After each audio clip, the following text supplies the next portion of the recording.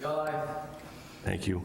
Good evening, everybody. This is the Town of Auburn Finance Committee. Today is March 18th, 2026. It's 5:30 p.m. Calling the meeting to order. Let me read the open meeting paragraph here. This open meeting of the Town of Auburn Finance Committee is being conducted both in person and remotely, consistent with Chapter 107 of the Acts of 2022, which suspends the requirement of the open meeting law to have all meetings in a publicly accessible physical location.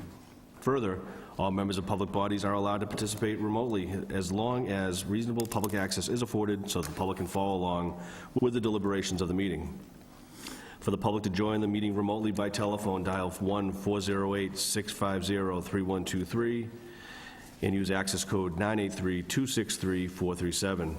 Or the public can join via computer at meet.goto.com/Auburn Select Board Room. All supporting materials that have been provided to members of this body are available on the town's website. The public is encouraged to follow along using the posted agenda. Please note this meeting is being recorded by Auburn Cable Television. Is anyone else present recording the meeting? Seeing none. All members are present with us tonight, and I don't believe we have any town officials appearing remotely either. First on our agenda for this evening, we have some transfers. Get right into those. The first is coming from the Salary Reserve Fund, requested by the Parks Department. It's going to the clerical account. Amount requested $336. Reason for the shortage in said contract, cost of GEU contract settlement. Motion to approve. Motion to approve in a second. All in favor? Aye. Next one also from Salary Reserve. This is from DPW Fleet, going to Fleet Clerical. Amount requested $336. Reason, cost of GEU contract settlement. Any questions? Motion to approve. Second.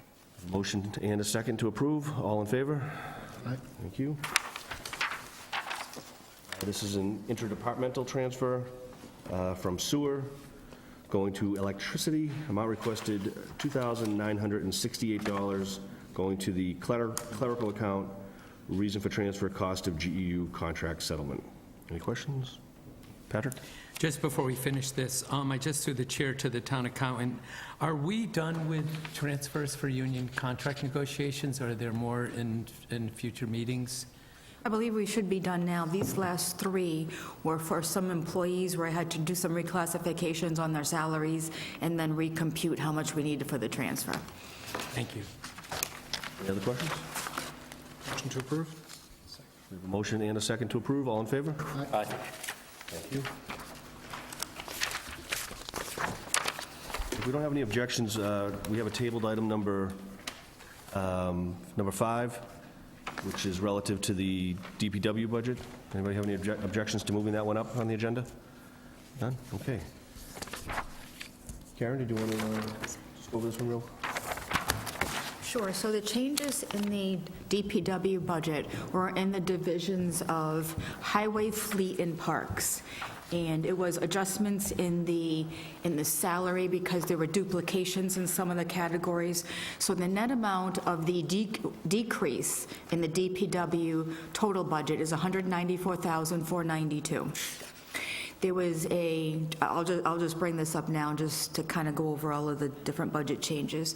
There was, Just to clarify, I'm 194 sorry. is the difference between the one we saw previously and the one that's before us tonight? That's correct. Yes, it's actually $194,492 lower. And they were in the divisions of highway, fleet, and parks. And the one other change that was made in DPW is that there was a position that was asked for in fleet. And in speaking with the DPW director, it seems like there's more of a need in parks. So the position was taken out of the fleet budget and added to the parks budget. It's not exactly the same. The parks budget salary was slightly lower than the one that was removed in fleet, but it's part of the $194,000 change. So there was in addition to the 194, I guess in part of it. That's included in the $194,000, yes. So, I'm going to have a question, but it's going to take me a second to figure out how to say it. Patrick? I have a question. I think I'm going to ask it. I think that the Board of Selectmen and the town manager had, one of their priorities was for us to, or for the town to look at supporting the DPW. So when we found the change, I think one of the board members asked if we could maybe use that difference to maybe bring some of their wish list to fruition, because they were unfortunately not able. My sense when the correction was going to be made was that that money would be used. So I'm pleased that we found an area that the correction, moved in a negative direction. However, it was the one department that really needs a lot of support. So I just was looking for some clarification.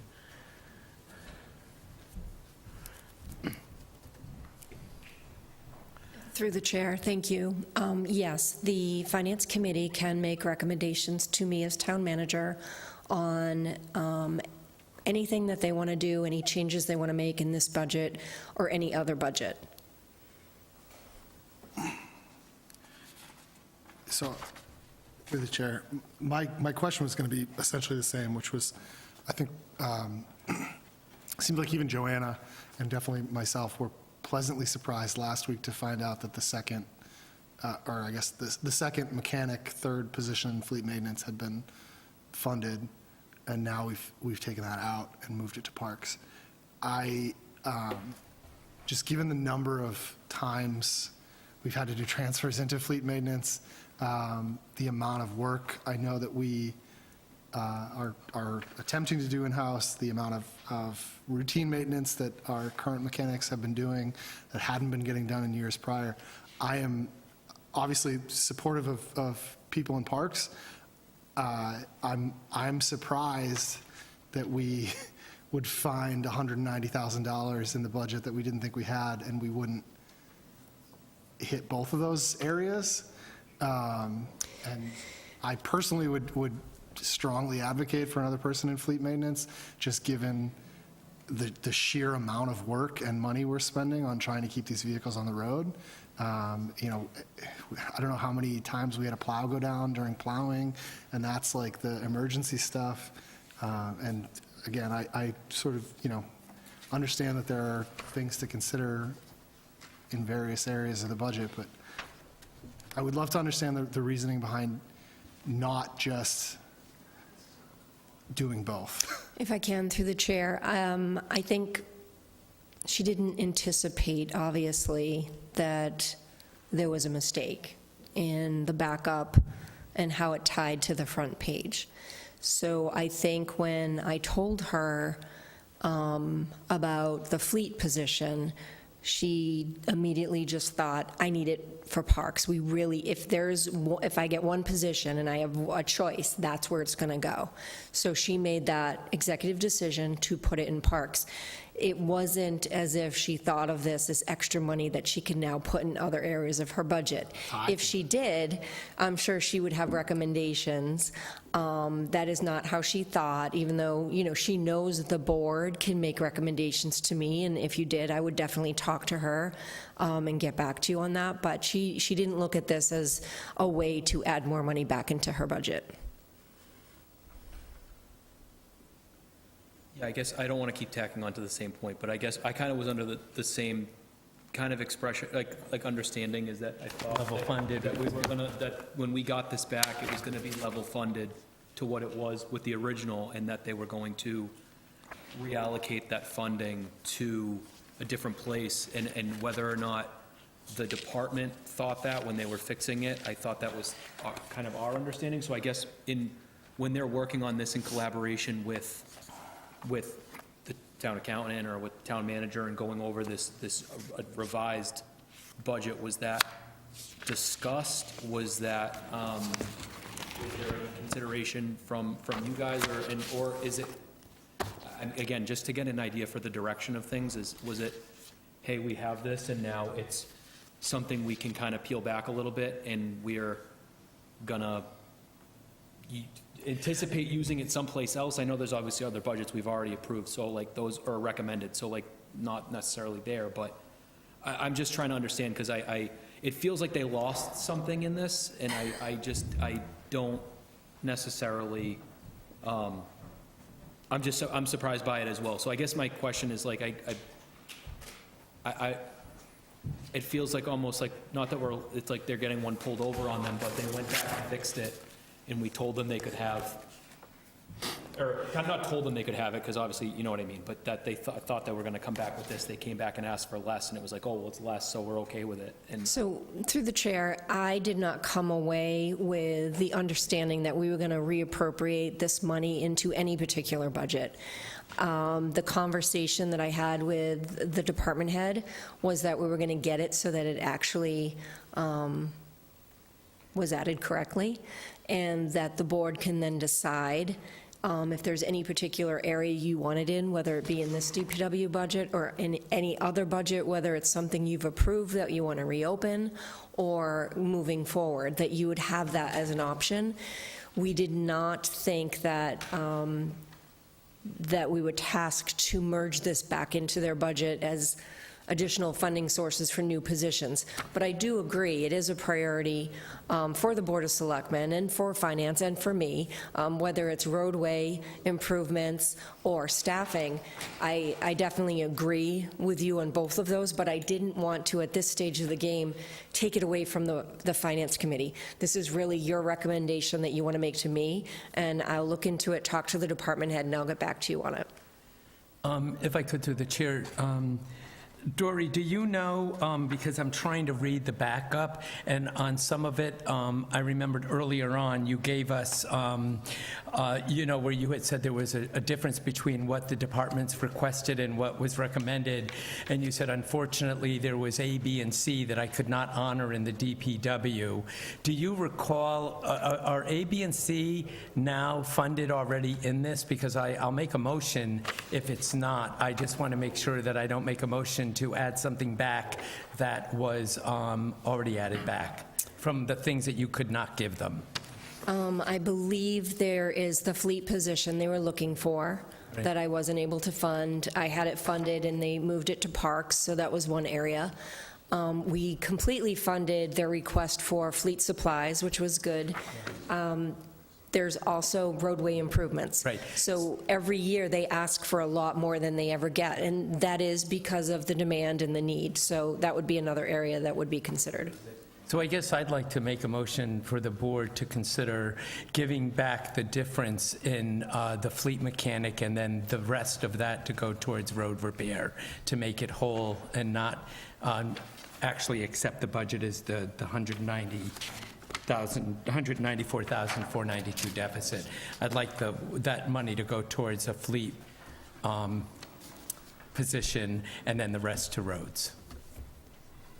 I would just chime in, kudos to Mike for catching But that. to point of order, there's a motion on the floor, so we have to, Yeah, so there's a motion, any discussion on well, it needs to be seconded before it becomes a... second. Do we have a second? You would second it. Any discussion on the motion on the floor?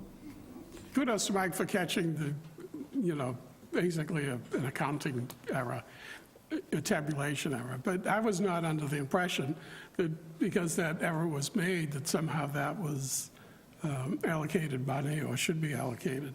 So I disagree with your motion. If I could, Steve, the reason why I'm making the motion is because when we go back to the very, very beginning of the budget presentation, one of the very first things said that night was that let me step back one more.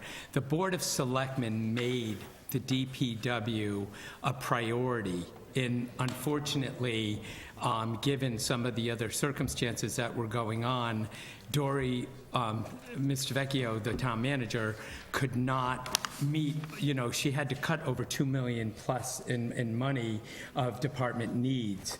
But in that $2 million that she had cut were positions that were in the DPW that was a priority of the board. So I just want to clarify that I'm not just making it on behalf of the Finance Committee, but I'm trying to follow suit with the fact that the Board of Selectmen had charged the town administration and its department heads with some more financial support for the DPW. I just wanted to clarify. So it did, you had said that it wasn't just because of an error.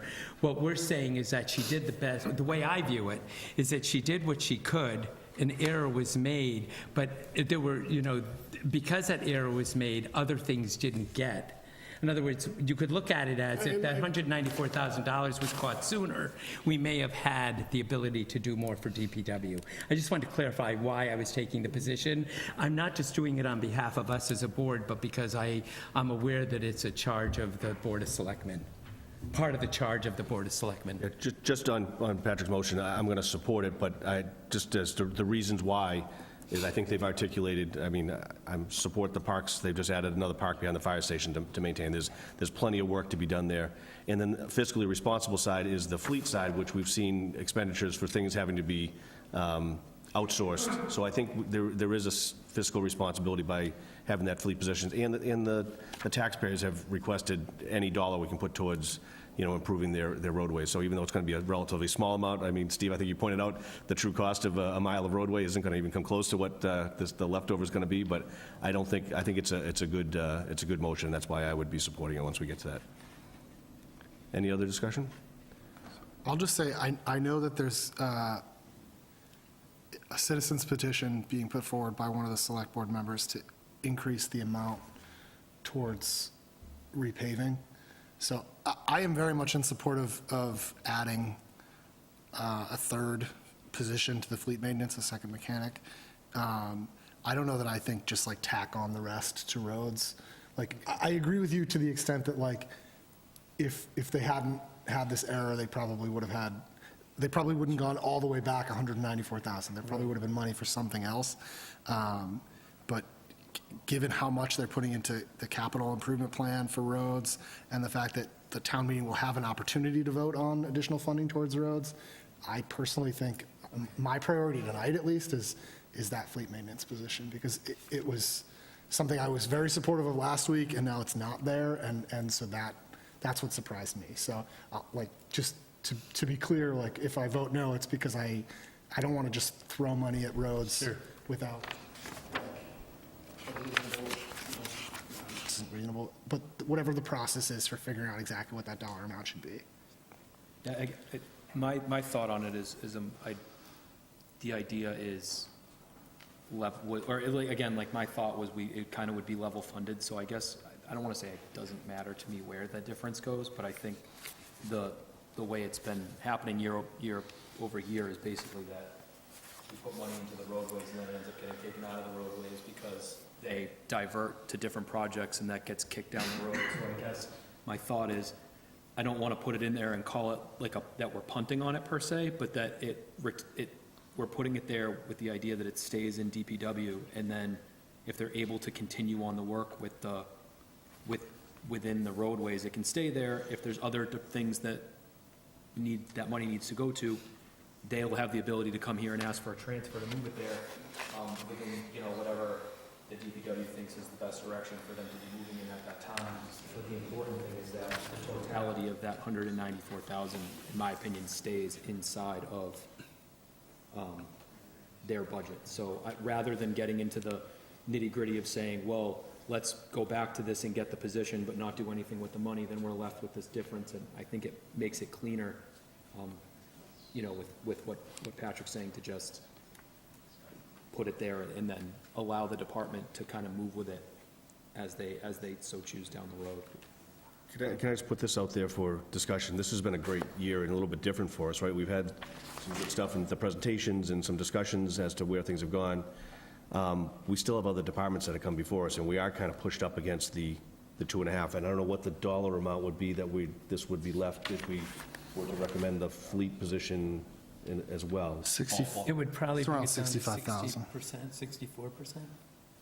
Gary, do you have an idea what that number would be if we were to, Out of the 194? out of the 194? Yes, so 64,770 would be for the fleet position, and the difference is 129,722. As a committee, should we save that to the end in case there's something else that comes before us? Well, I think it's important to recognize that we went to 84% of 2.5. So with the 200,000 that's in front of us, we're probably down to about 70% towards the 2.5, which we're going to bump up for the fleet maintenance person. So we're still, around 75% towards 2.5. But I'm fine with just putting the fleet position in there. Again, I sort of see Michael's point in that, and Trevor saying it a little differently, but it sort of gets difficult. I was going to tack it onto roads, but then Mike points out the warrant article. So I could amend my motion, but it would be to amend it so that we only add back the value for the fleet manager and let the warrant article, because it's going to be difficult in an amendment to amend the whole thing and not have direct purpose. So I don't know if someone else, is that sort of what you were saying? Is because we can't just necessarily put it in there without putting it on a line item. So I was going to add it to roads. But Mike points out that, that we are, already got a warrant article out there. So it's just that, if we go back to the discussion on the roads, we're already at, what was the discussion we put in, if you took the full value of the 4 million and we're doing 3 million, that's only 75% of the road. So for every year, a percentage gets kicked back. So the reason why I said to put it towards the roads is because it might appear de minimis, but that extra 90 or 127 that we could put in there is that much more that we could get a little bit more road due close to the amount of the need. Because every year we have a need and we never get close to it. So that's why I sort of put it, even though there is a warrant article out there, we're trying to help get the roads cleaned up. That's why and that puts it in fleet mechanic and it puts it on road. So it gives it two, in the amendment or the motion gives two specific places for it. It's going to be hard to put a motion on the table and have it be somewhat ambiguous because there's got to be a place in the budget for it. Or we just do the fleet mechanic, and like you're suggesting, that we just do the fleet mechanic and let the differential Available for us. be available for us later. But The only thing I'd say is I tend to agree with Patrick, we can't let it float. The only other budget based on what the Board of Select recommendations would be schools, that their priorities are the DPW and schools, and I know we haven't gone through schools. So I guess if someone felt strongly that that money should go towards schools, that's kind of what we're weighing with the extra money. In my mind, I wouldn't think we would go back to another budget like police or, somewhere else. I think we would focus on schools. At least I would. That's where I would land. Well, I guess that's kind of why I pitched it the way I did, was that, quite honestly, when they went through this, whatever they thought that number was, they thought they were asking for a certain number, and the town manager agreed to expend a certain number to that department.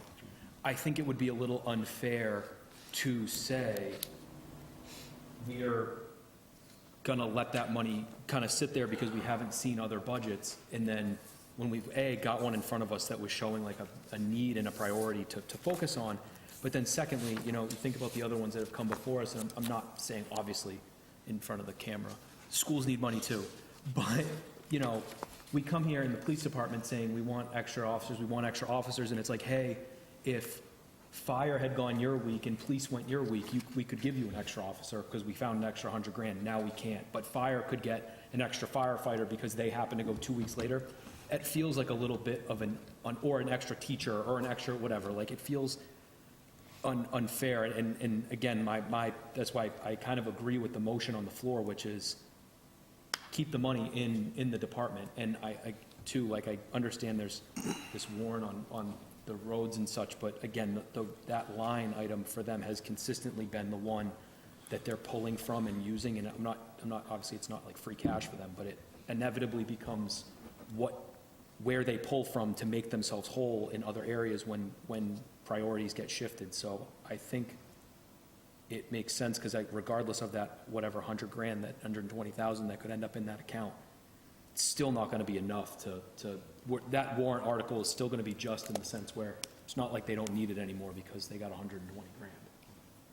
I think it'd be just as, it would make things cleaner and smoother to do that, to leave it with them in whole, as a whole, than to start saying, well, now we've got, looking at it like, you know, the next department that comes in and goes, oh, there's an extra 120,000 we found, what about this, what about that? Like, it feels a little. Steve? I think it's just a weird precedent to take what is an honest, simple bookkeeping error and simply make that become a budget decision. The department and the town manager who've already gone through a number of meetings on how to manage looking forward for the next year, and whatever they came up with, I'm not going to second guess it. They wrote down a bunch of numbers. The numbers was just a mistake of the numbers. So to the end of the year, we've got a few extra dollars, which we know has a million different ways of, you know, from the snowstorms to everything else. There's a million different ways to disappear. It's not as if the DPW is working in a zero-sum game and, you know, they're necessarily going to be hurting because of this bookkeeping error. Just fix the error and move on. I think we're complicating this unnecessarily. I'll say two quick things. One, the error was entirely in wages, which are like costs that we don't really have the opportunity, like when it's positions that are already filled, don't really have the opportunity to say yes or no to. So I don't think it's as simple as like either they get all 190 or they don't get it. Like, because I'm sure that the calculations take into account some of these things are optional, some aren't. Like some items we can fund more or less, some things we can't. We can't tell someone, hey, your salary next year's lower than it was this year because the budget didn't work out, sorry. So I do think we have some level, we have every right to adjust any budget throughout this process that we feel like we want to. So I agree sort of on both sides of this, which is like, one, I don't want to just give them $94,000 because they made a mistake. I don't think that makes sense. But I do think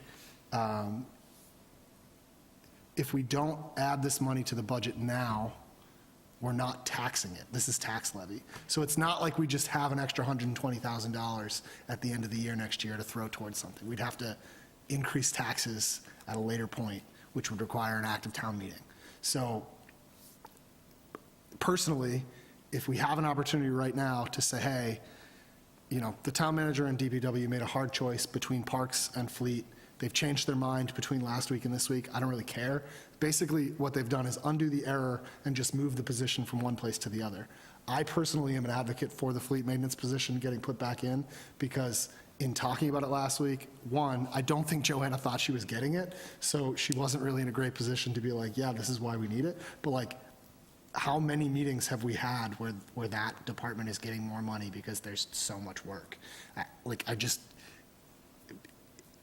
Unrelated to the entire error issue, if the budget had come back exactly the same as last week, but it was just, hey, we're moving that, I would still be advocating an extra position in fleet maintenance. So that's my stance on it. We should vote on the motion. There was a motion in a second, so you know, unless anyone else has something urgent to say, like I'd love to. Yeah, my last thought is just, I would discourage anybody, I agree with it, and then, again, if you want to amend it, I'm fine moving in that way.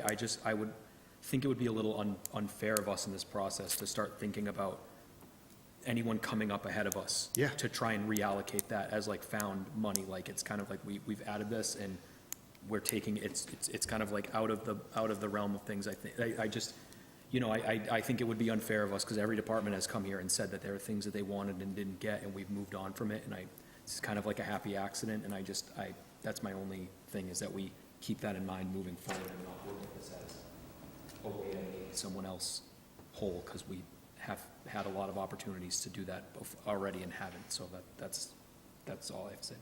Andrew? Last one. I may have misspoke. That was not my intention. I was just saying that the two priorities for the Board of Select were those two departments. So for me personally, if we did choose to re-amend money, it's to one of those two. In no way do I think that that's the route that we should go. I think personally that the money, I agree with Patrick, I guess, in your take, that the money's here, it should stay here, and it should fund DPW. So if I misspoke, just to clarify. So I just want to clarify that I don't think I'm going to change my motion. I think that the motion why I made it is again, just to clarify, you have to have a specific bucket for it, or it's going to make it very difficult for town administration and the CFO to work with a pending amount, and it's not a proper motion. So again, just to reiterate, and I know I did have in mind the warrant article, and my whole intention was to find 2 buckets, but, probably with the warrant article and what we have, anything we can throw towards our roads, and maybe we get a few more extra feet done this year. So I will say that the motion stands that we appropriate. So my motion is that we move to put $194,492 towards a fleet maintenance position, and the rest into roadway and operations, or CIP. I'm not sure, is it in CIP? It would have to be under the Operations, right. roadways line item in their specific budget. Right. Right, so yeah, and so both in operations, just so that I'm clear on my motion. Okay, so we did have a motion on that and a second. All in favor? Yeah, I'm keeping it the same. Discussion, all in favor on that motion? Okay, we have all, except Stephen's gonna, and Yeah. you're Oh, not. no, sorry. You're a no as well? Stephen? No. No, okay. You got everybody? Okay, very good. And, thank you, that was good. I think that was a good process. We shouldn't all agree on this at all times. That would be a disservice to the taxpayers. But it also, I think this process does allow us down the road to reopen. If we get to the end and realize we need another 40,000, we could reopen certain budgets and make motions to reallocate monies in different places. So I don't think that just because this is voted tonight, it locks us in not until we send it off for approvals. I think we're still in a good position. So, through the chair, just because I did this math for myself a second ago, and we're going to have to approve a slightly different budget. At least on the wages item in fleet maintenance, it's now 203,059. And then the total budget, I don't have the roadway, because that's too much math for me. I'd have to subtract and add, and I can only do one at a time. But the total budget would just go back to what we would have voted on last week, which would be 75,91,776. Just, You have it? You have last week's? I took mine out, so you have, I'll let you Make the motion. make the motion on the DPW. all right, given our previous motion, I move that we recommend a total DPW bottom line budget of $7,591,776. Somebody has to second it. Thank you. We have a motion to recommend the DPW budget as the number listed by Michael, and a second by Trevor. All in favor? Aye. I'm going to vote no, because I'm not quite sure I even, you're just taking the first motion now and then putting it into the total for this motion. So I'm just going to say no, because otherwise it'd be inconsistent. Okay.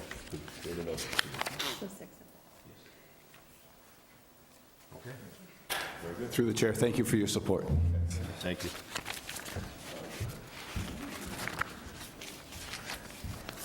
Okay, on to item 4, which is our EDIS presentation. Director Donnelly Coyle is here with us this evening. Thank you Hi, good evening. for being here. Do you have a presentation for us? I do. I'm just going to step away for a second.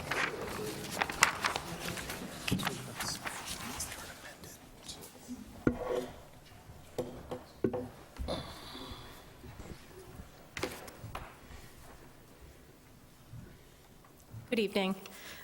For the portion of the presentation, I'm just going to be down here, go through the slides, and give you an update on what's happening in DDIS in the past year. And certainly, if you have any questions, just stop me at any time. And then I'll join you back up at the table. I'm Darlene Coyle. I'm the Director for Department of Development and Inspectional Services. I appreciate the opportunity to give you this update.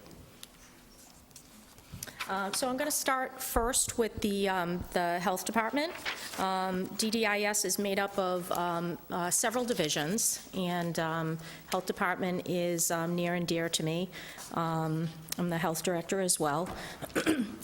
Here, giving you a snapshot of, we're responsible for a lot of a lot of responsibilities in town. So a lot of people think that the health department does food inspections, and that's what we do. That's one aspect, and it's an important aspect. We have about 100-plus brick and mortar establishments, and surprising to know, we have, in the past year, about 75 temporary food establishments. So that means that events that come to town, people that want to have some sort of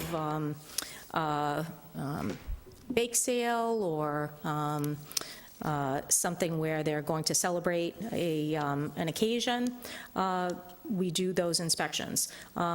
Those inspections can be high risk, low risk, and they require our inspector to go out. We do plan reviews on a lot of different type of permits, including food, septic, well. We have camps, body art establishments, tanning, pools, beaches. One of the items that takes a lot of time from our department are going to be housing inspections. Those are compliance with the state sanitary code. We have pretty much anything you can think of for a complaint that could come in, nuisance, trash, housing. They all start kind of with the health department, and then we determine, does it fall under a code that we enforce, or does it belong in some other division? This slide here shows kind of the breakdown on the permits and approvals that we handled in 2025. You can kind of see, I'm not going to go through all of them, but the items that take a good amount of time are going to be anything in the food category. Plan reviews, we're going through different codes, state codes, local codes, to make sure that a establishment is in compliance. We have trailer parks, animal permits, waste haulers, the trash trucks that you see drive around town. We actually permit those to make sure that they are picking up and disposing of trash properly. We have septic systems. We actually have quite a few areas of town that don't have public sewer. So we did over a dozen septic system installations last year. We do perk test for that, private well, body art, and unusual. We've never had this before, and it was pretty interesting, and we did a cemetery. So there was a cemetery added in the town. I have to say, in my career, I've never been part of that, so it was a very good learning experience, and working with state partners, and it was very interesting. And it was great for the staff, too, because, you know, it's not something you see all the time. Board of Health complaints, that kind of gives you a snapshot of different types of complaints that we handle. We had over close to 120 complaints. So planning, conservation, and zoning, I'm giving you this slide just to give you an understanding. We have several regulatory boards that fall under Department of Development and Inspectional Services. So we have these boards in addition to the Board of Health. So they have regular meetings. We handle all different types of applications. You can kind of see in the different boxes, planning board, site plans, special permits, approval not required plans, road acceptance, conservation. You're basically going to be looking to make sure that wetlands are protected. There's a state wetlands Protection Act, there's the Rivers Protection Act, and then we also have our own bylaw for wetlands. So the town of Auburn has its own bylaw. And then Zoning Board of Appeals, special permits, variances, and I think everybody can appreciate the zoning board had a lot of activity last year in 2025 with 40B for comprehensive permits in housing. So this just kind of gives you a understanding that we support these boards, and those are regular meetings that we respond to, and we help to make sure that anybody coming through the process with any of those boards are going to be supported to have people to answer those questions. The next slide for staffing support. So these three positions fall under DDIS, and it kind of gives you just a snapshot for the responsibilities that each of these positions have. Currently, we do have these positions vacant. We are, I'm excited to tell you, land use coordinator, we are in the process of hiring somebody we've offered the position to. Town planner, we've had a recent vacancy in economic development coordinator from the past year. Working closely with the town manager, we are trying to get these positions filled. As you all know, we do have a new assistant town manager and director of economic development, Mr. Delaquilla, joined us maybe about 7 months ago or so, and he is helping to support DDIS and handle these functions here, along with our current staff. We understand that there's a great need, and there's a lot of responsibility that falls in these positions, and all these positions are front-facing, so they're working with the public directly, working with businesses, and trying to get somebody through a permit, a question, a complaint, something that they need assistance out in the field.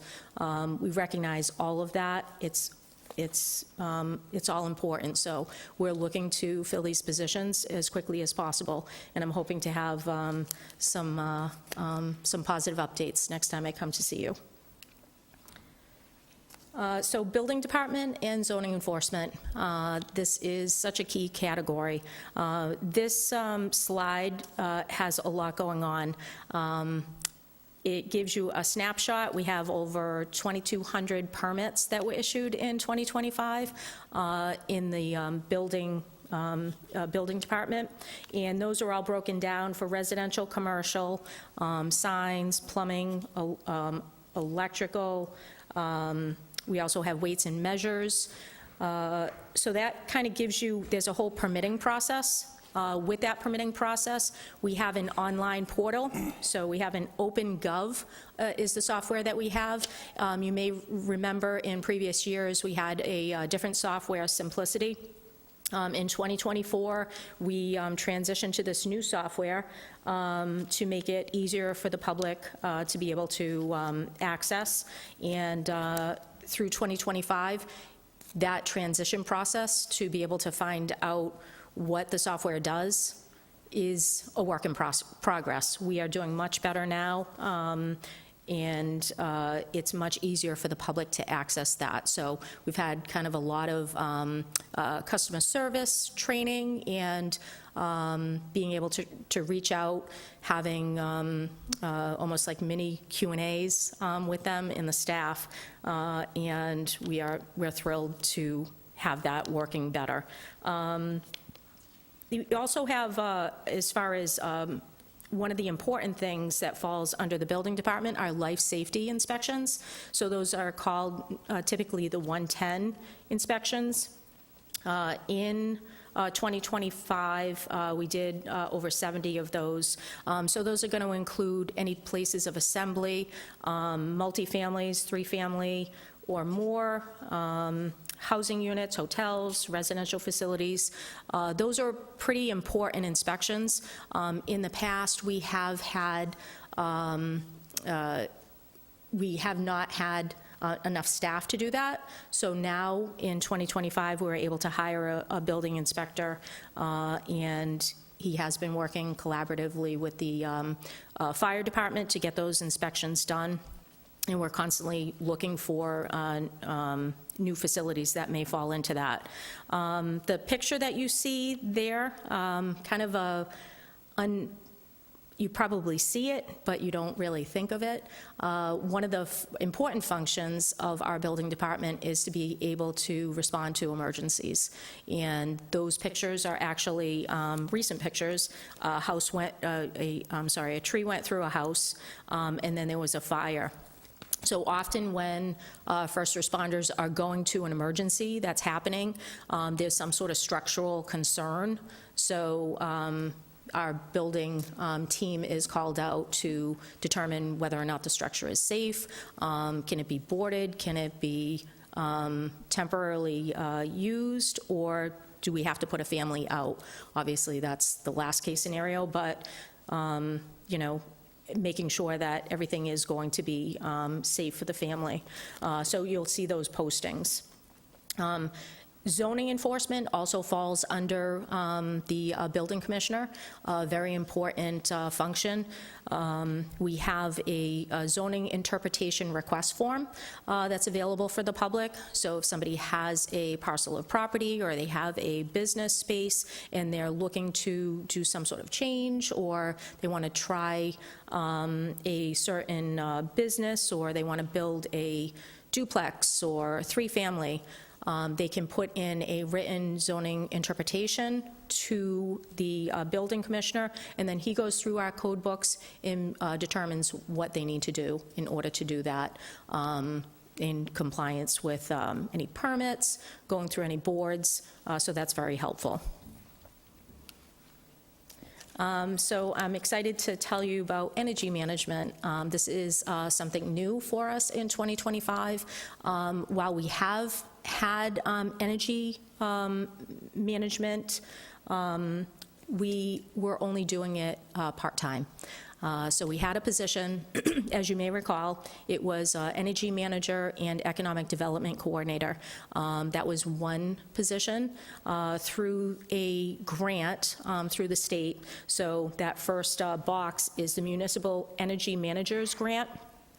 They call it the MEM grant, and that's a 3-year grant provided by the state, and it allows the town to be able to use grant money for the purpose of having somebody come on, and they have all sorts of goals that they have to meet each year. So we're in the 2nd year of the grant.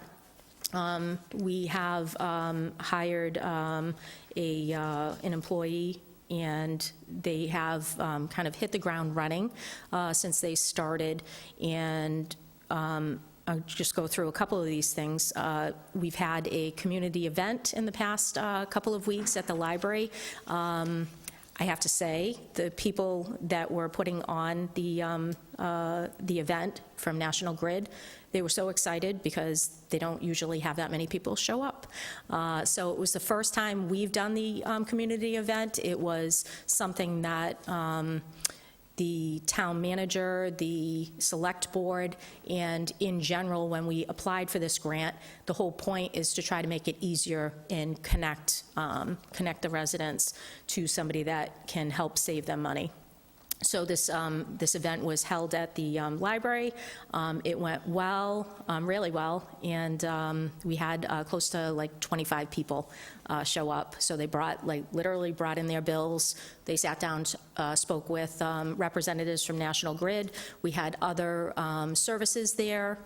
If they qualified for elder services, they had smart meters. It was just lovely. So it was a really nice event. We also have coming this springtime this home performance contractor town partnership.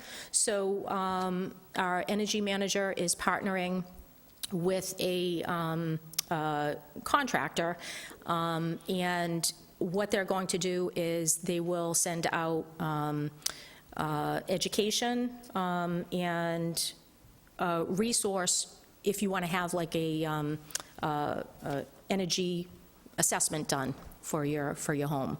That's coming in the springtime, so we are working on that right now. We also have applied for more charging stations. You may know in the back, actually right out this window behind you, are 2 charging stations for the town hall. We are looking to put more charging stations into municipal lots. So we have applied for a EV charging grant. We're hoping to hear by summertime, but that is through DEP, Department of Environmental Protection. We'll be putting charging stations similar to the one in the back at Pappas and also at the library. So really kind of trying to make it a little bit easier for people that visit municipal buildings to have EV charging. And I am thrilled to tell you, Green Communities, we just literally got this award in the past, I want to say maybe in the past couple of days, but in the past week, we got over $100,000, so I think it's like $112,000. We got a Green Community Grant Award to help with insulation projects for town buildings. So ultimately, trying to make the buildings more efficient and getting more insulation, trying to spend less money on heat and cooling. So it's kind of very exciting for us. So that's kind of gives you a little bit, oh, and I'm sorry, one more thing. I brought tonight, there's a climate action survey that we just released, I think maybe on Friday. So I have copies here on the desk if you want to take a paper copy. And then if you are leaving in the hall out here, we have a big sandwich board sign, and it has a QR code that you can scan it. And we would love for you to take a climate survey. Gathering that information will, from the residents, we're hoping to be able to see what the residents' needs are, and be able to hopefully maybe get those identified to see how we can move forward, either getting a committee together or identifying kind of next steps with that. So animal control. Animal control is a very busy department, probably a as you may know, it's 24/7 and 365 days a year, holidays, weekends, nights.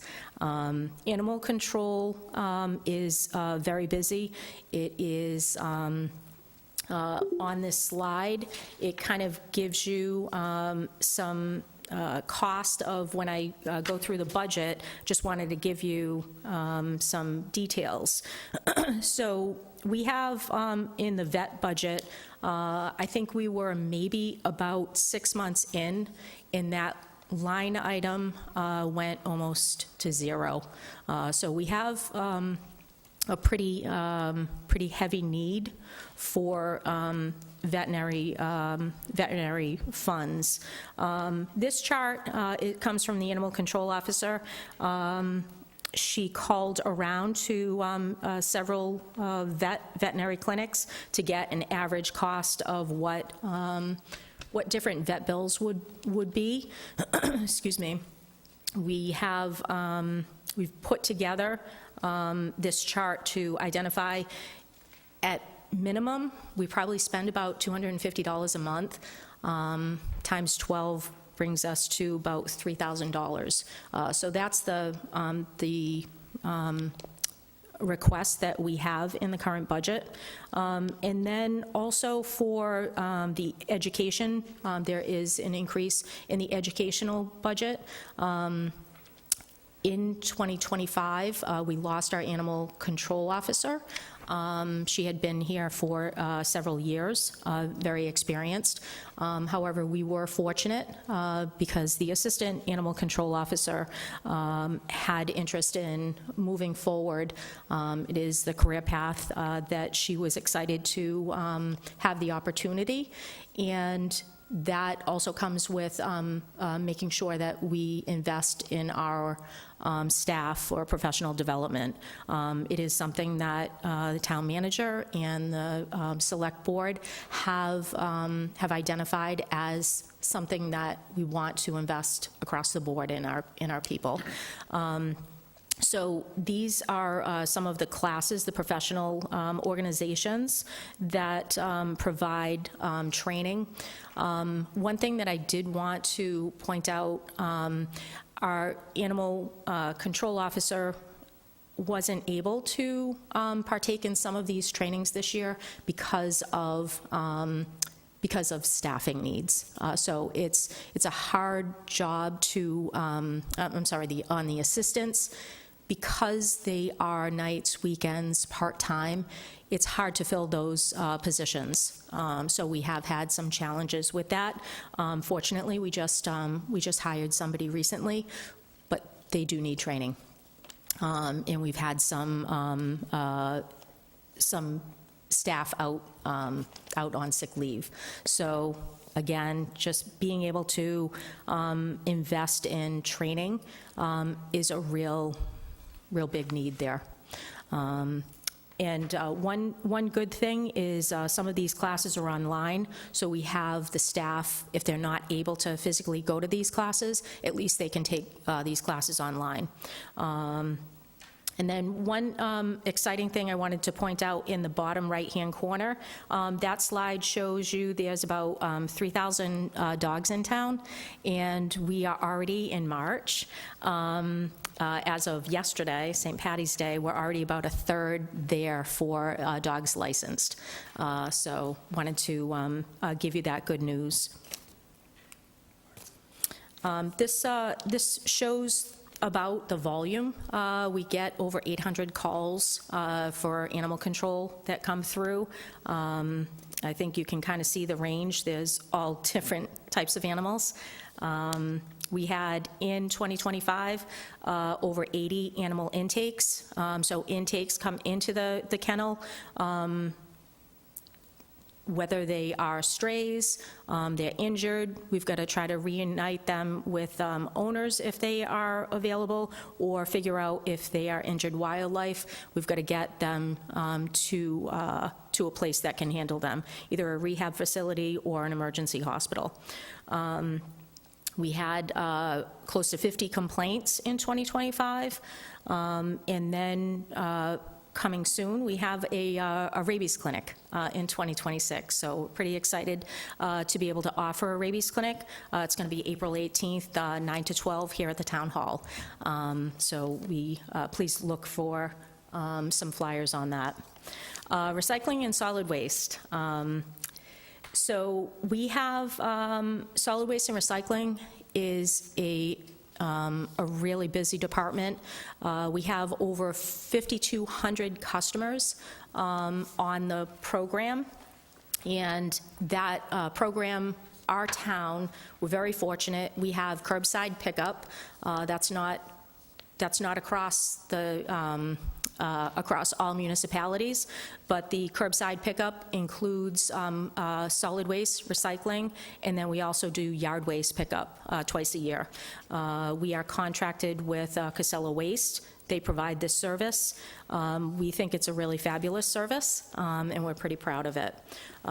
We have single and two-family properties are who qualifies for this, and then we have some of the pricing there as well. The grants, there are grants through the state recycling dividend program. If we do certain things that help people to recycle more and have less waste for tonnage, we get points for that. And I'm proud to say we got $1,100 this year. The program at the state is becoming increasingly harder to get those points. So those things that we do, we're proud of. In addition, this is a program that we started, I think we're in our third or fourth year. Residents, each household, so each household in Auburn can drop off once a year household hazardous waste to a facility in Sutton called Veolia. Previously, it was a different name of a company, NEDT. They've since sold to Veolia.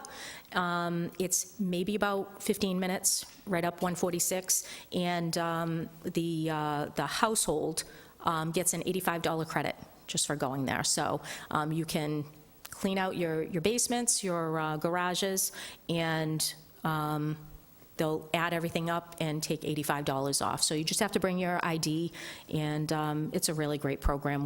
We're proud to have that, and we pay for that with grant money, so it doesn't cost the town anything. A couple of things that you may not know, we have a lot of programs in town that are free for residents. So we take the Christmas and holiday string lights. We actually recycle those, and we get a little bit of money of those, a little bit of money for those. We take mercury bulbs from residents. We have a med drop box that is like a really busy program. So you can drop off your expired meds at the police station. Sharps, if you have Sharps, put them in a Sharps container. You can drop those off at the fire station. We got a really awesome machine that grinds them up, sterilizes them, and we can put them in the regular trash. All those are free for residents, and I can tell you that's not something that's common across all towns. And it's a really big year for us. One of the things that I'm very excited about is every year we do a townwide cleanup day that happens in the first Saturday in May. And this year it's kind of like a very exciting year because we also have Hazardous Waste Day. So that's going to happen in June. Again, those are free for residents to be able to come and get rid of items that are hard to dispose. So Saturday, June 6th, and May 2nd is the townwide cleanup day. I just want to take a second. I know this doesn't really have anything to do with budget or DDIS or anything like that, but this week I was part of something that I was very privileged to experience. So once in a lifetime, so this is a 100-year anniversary for somebody that did something monumental. So Dr. Goddard launched the first liquid-fueled rocket from Packagug, and I just thought it was pretty amazing that we could celebrate something so exciting here in Auburn and at Packagug, which is like one of our most beautiful assets. I had the privilege to work on the Goddard Centennial Committee and also part of the planning for this event. That day, it turned out to be a beautiful sunny day, and there were so many people that came up to me and thanked me, and I'm like, oh, it's a big group, and people were like really excited to come to that. So I just wanted to take a moment to thank the community because it seemed like it was kind of like a happy day, and I just wanted to recognize it. So thank you. So I'll join you back up at the desk. Thank you. That was a tremendous presentation. That's sort of what we're looking for. You not only highlighted statistical stuff for your department, you highlighted the work of your staff, even, putting photos of them up there, just introducing us to who they are, what they do, and, I've heard, I know a little bit about from being on the committee for a while, but just for our others that don't, and the public to realize all the different facets of inspectional services, you did your division a tremendous service by just that presentation, so thank you for that. Thank you so much. Any questions, just general questions on the presentation? Otherwise, we'll kind of go through, chunk out the budget and see if there's any specific questions. Thank you. So we'll move right to, public health. All right, so public health budget, there is two items to note.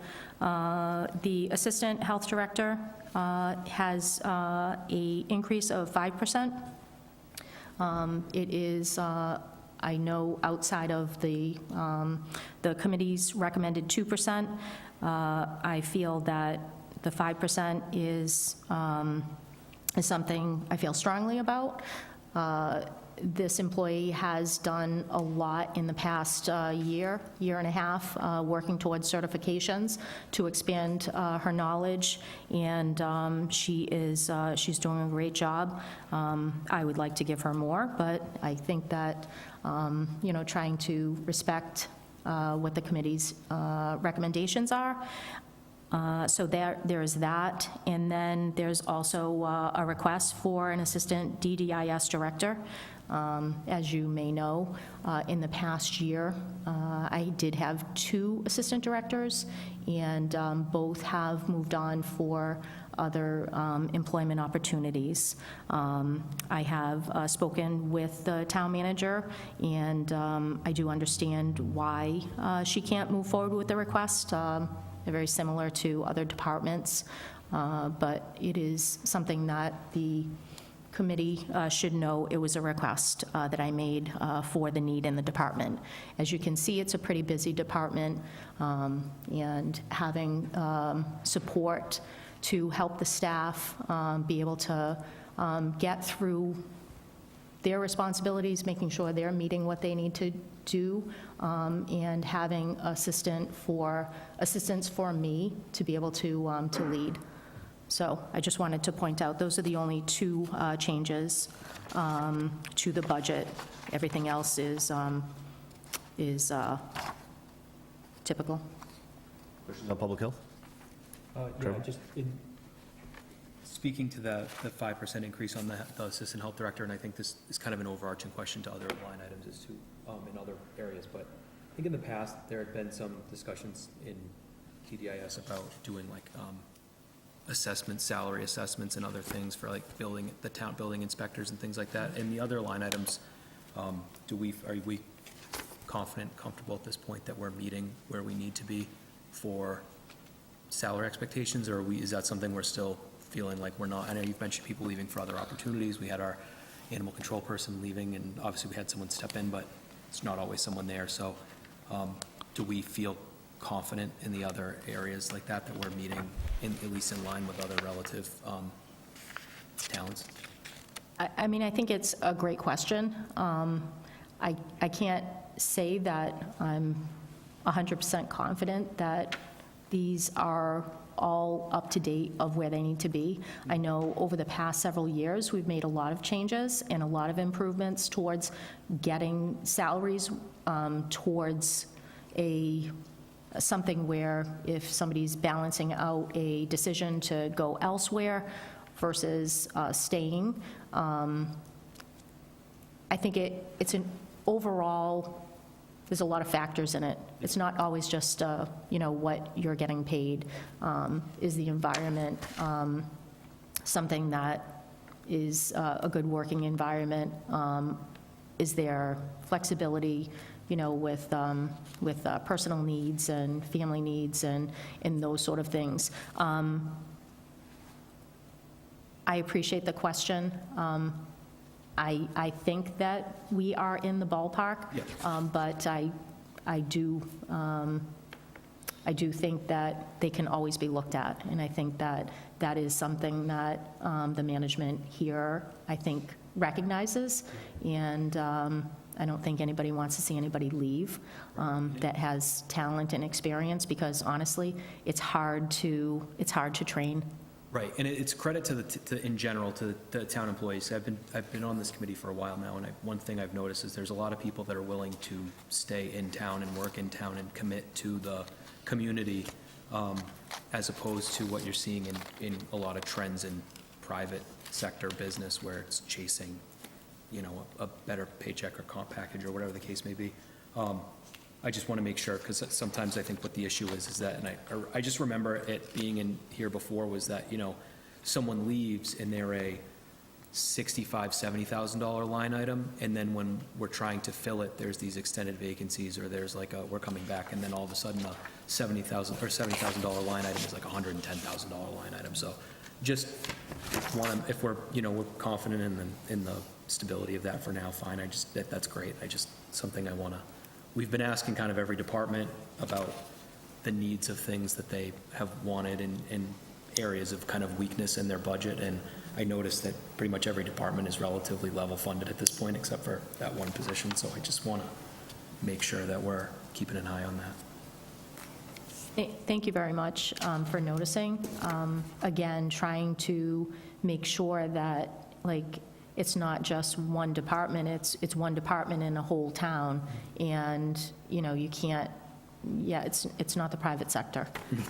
You can't just say, hey, I want to make, $30,000 more. It's about balancing out a host of different things. So while I would love to give people more money, I also recognize, I'm trying to balance out what your recommendations are. Yep, thank you. Patrick? To follow on those coattails, just because of clarification, I just wanted, you said you at one time had two, and this is sometimes where I have to pay attention very close to the budget, because in some areas we itemize, and then other pages are more like summary pages. So the line item says Assistant Health Director, but yet it almost was as if the second one is filled. So Evie, I thought you said are both of those vacant at the moment, and you're going back to two, even though the one is there, because there's a significant difference, and I'm thinking that you're looking for certain qualifications. One assistant is going to sort of fall into this realm of what you have to do, and the other one's going to fall into a different, so you're looking for a different skill set, which might merit a different salary. So, thank you very much for the question, because that's not what it is. Okay, but you can see how I can interpret that. Yes, absolutely, and it is very close. So we did put the DDIS Assistant Director in this health budget, I think for convenience. Because they wear hats, and some of this is going to come from other, Exactly. they're going to be seen in other areas. Right, so the hat that I wear obviously is the director of the department, but I'm also the health director. Right. So I myself, as the health director, have an assistant health director, which is the 5% increase that I'm asking for the Exactly, assistant. okay. However, the DDIS assistant director that I'm requesting, that role has been filled with employees in the department that wore two hats. Right now, we don't have an assistant for, like, DDIS. And the backup a lot of times is great in all the departments, but sometimes people either cross over a department, or sometimes it's singular in the budget line, but you'll see a description, and then there'll be 3 or 4 people that actually fill that role. Right. So you have to go to the backup. I was just clarifying here, because you said that right now you need 2, and I just wanted to make sure that I was following it. Right, I had 2 previously, so there were two people filling the role of an assistant DDIS director. One was the town planner, who obviously we lost, and the other was the animal control officer, and we lost her as well. So again, it's not uncommon for people to wear 2 hats in my department. We often cover a lot of ground, but that's the difference. I'm sorry, it falls under the health budget, but it could be put in any of the budgets. And I think I want to also add, just because I think this is the timing of it, in wanting to make sure that we are competitive with our salaries, I think one of the biggest challenges we face today is people do make their salaries a certain component of their negotiation, and unfortunately, for better or worse, towns suffer because to get a competitive person and to to train them and get them up to speed. And they've really, unfortunately, we don't have any control over it. They've sort of used us to get that platform of a salary, and then in a very short period of time, they move on, because now they've got some experience and they become appealing to a competitor, to sort of, in its simplest form. So it really is a catch-22 to offer a competitive salary without saying, well, you've got to work for us for 3 years. So it's you know, it's definitely it's a moving target that management in all municipalities constantly have to contend with. So it's a difficult thing, but hopefully you'll get your two assistants soon enough. Right, I mean, I think just recognizing anybody that has experience, looking at, you know, what they're making and seeing if it's enough to keep them. But as Because someone who's been in a directorship before, I've had assistant director positions, and I've had people utilize that as a pivot point. Coming from many years, they'll work for a couple of years, and as soon as that directorship opens somewhere else, they're zipping out, and I couldn't control that. You know, you just have to move with it. So I just wanted to say, as much as we want to be competitive with our salaries, it's a double-edged sword. So, thank you. Michael, do you have a question? It's not on health specifically, so if we're going to go to the other budgets, I can wait. Yeah, I'm just going to follow on both those comments. I mean, there was not too long ago, you had some issues with the retention, and we were basically the best training ground in central Massachusetts for folks, for inspectors, because they would come in, you would train them up, and they were off. So I think town administration's current and past had done a better job of identifying what the comparable salaries were to make us competitive. But Patrick's a great point that, you know, there's a point where people are still going to utilize that to pivot for, you know, other roles. But, yeah. I have a sort of a slightly different question. It sounds like a lot of people, because of vacations, illness, people leaving. My question is in wearing multiple hats. Is there like a baseline? This is probably a bigger question than just your department. But in terms of, is there an operation manual for each department? So that when people are, you know, walking into a new position or filling in for somebody else's position, and presumably the person they would ask is not there, you know, is there any kind of institutional memory that is being built or has been built? So it's, GDIS is fortunate because we are many divisions, so each employee in the department falls under typically a different division. But because of because we work together in the same office, often we can jump in for each other. So yes, we wear multiple hats, but if somebody new is hired, they have training that's available for them. Over the past several years, I've worked to try to make sure like our front desk staff are cross-trained so that, you know, one person is not just doing these duties, they can also jump in and do these duties if somebody's out. So yes, for front desk staff.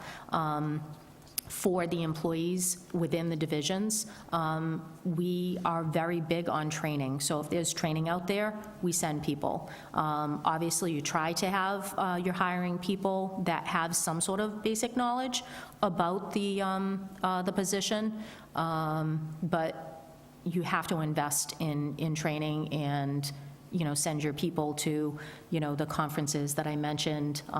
We have regular, there's, for building department, I think they have like it's like a monthly training. There's regular classes. Animal control has all sorts of trainings, online trainings. Then they have field trainings on how to deal with aggressive animals. Health, we have national conferences, state conferences. I mean, my people are going to an awesome training tomorrow on housing court and how to deal with the court process. I mean, there's not a training that, like, if we can afford it, our people are going to it. Does that answer your question? No, I mean, I would like to see some of that. You know, when they go to those things and they pick up all these jewels, Yeah. they should be written down so that the next person who shows up instead of waiting 6 months for the training, can actually get familiar with the best ideas and the best practices, and anybody who shows up, So, sort of step in. I think, you know, we've got a $90 million business, we should have some operations manuals for the employees. So the It's a op- generic thing. Oh. Not so much, again, not really about your department per se, just it's more of a bigger question. I mean, I can say the operation manuals are going to be basically the codes that we're enforcing. So in health, we have at least, I'm thinking six-plus state codes that we use like pretty much every day. So the person comes in, yes, they get trained, they have to go through, they have to read the codes, they have to figure out, you know, what these things mean, and then they have trainings that are associated with those. Same thing in the building department.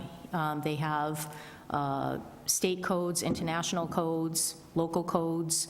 You know, these type of positions, we are very closely working with regulations, Code of Massachusetts Regulations, Mass General Laws, local bylaws, town bylaws.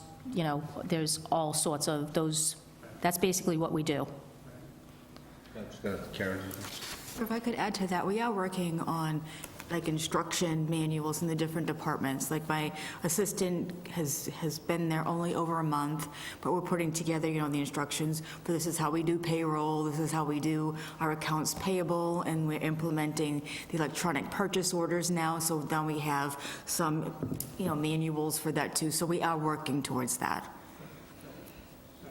Back to the public health budget, just clarify for me, I think I know the answer, but the nurse service line, is that the town's portion? We have access to the school nurses, or is that a complete, I'm just trying to, I forgot what the nurse line was for. Sure. Yeah, thank you for the question. So the nursing service under the Board of Health is separate than the school nursing. School nurses, So okay. school nursing that support the schools, that falls under the school budget.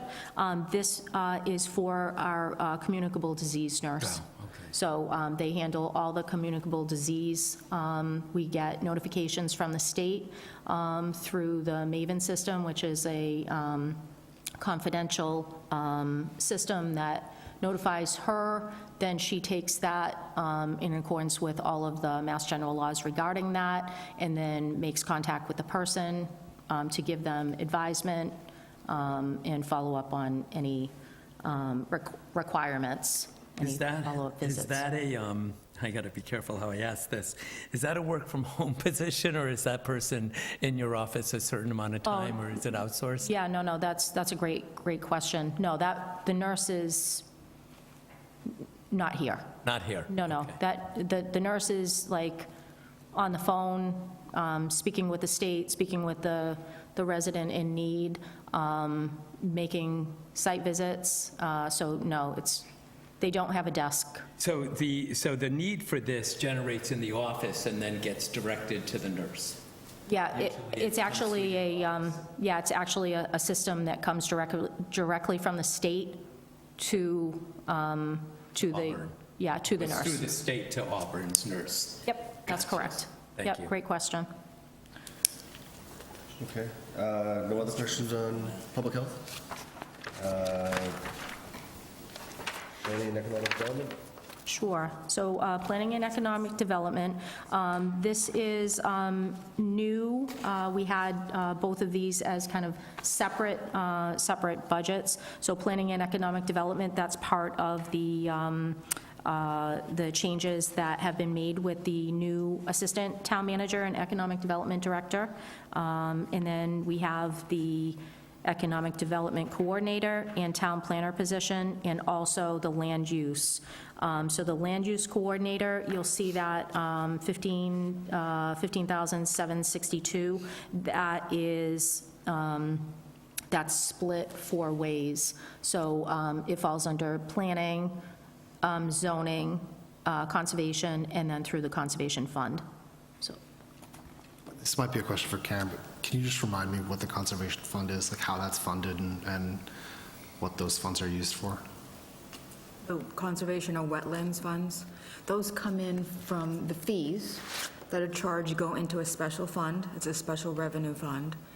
And there is a informational guideline release that came from the state. There's certain expenses that are allowed to be paid from there. And what we do is we offset part of the clerical salary. I think it's about $5,000 for some clerical support for conservation. And like Darlene had said, there's a quarter of the land use coordinator's salary that's allocated towards those funds. And for you, is that Lori Ann Copeland, the clerk that's offset by conservation? No. Okay, so I had a question because she's listed on the last page. Oh, yes, Of like the yeah. increases, but then she's not, I can't find her anywhere in the Oh, budget. sure. So Lori Ann Copeland is a clerk in my department, but part-time. So actually Karen and I share her. So Okay. she's a full-time, clerk, but she supports both finance and Is she DDIS. paid entirely out of finance? No, she is paid a portion out of solid waste. So Oh, solid okay, waste budget. solid waste is a separate budget. Yes. That's where it is, okay. so the solid I've been looking through DDS trying to figure out where she gets paid, Yes. and I couldn't find it, and I was nervous that I was going to offset last week's find of money with the opposite, so. Yes. Yeah, no, we're good, this is great. She floats between the two departments, so she supports both of us. Thank you. You're welcome. Excuse me. On legal, is there a reason why there's a legal line in this budget and it's not part of the legal overall? So, Constitutes that de minimis amount? yeah, so the legal notices line item is for, that's actually there. Sometimes we use it and sometimes we don't. So in the past, when we've had to advertise for certain, I think it was years ago, we had a lot of advertisements regarding zoning bylaws, general bylaws. There was, I'm sorry, I don't remember the year, but it's the year that we did the whole big update on the general bylaws. We had a whole committee on that, and there was a whole lot of legal cost that developed from that. And so that is actually why we have that line item, because we used a significant amount of money. I can tell you, we don't always utilize that money, but it's there just in case we need it. Any other questions on planning and economic? The town planner, there's been some interviewing and stuff. Is that still in motion, or has that been? Yes. Has that been finalized? Yes, so we have been doing interviewing, and that is ongoing. Still ongoing? Yes. Okay. Energy management? Oh, I'm sorry, we have energy management, I'm sorry, I have ZBA here.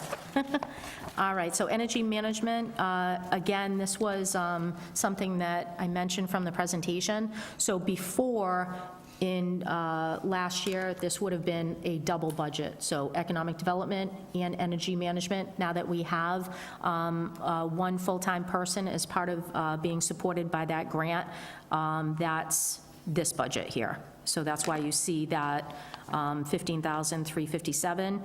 There's also a portion that gets paid from the grant, and then the other portion comes from the municipal aggregation.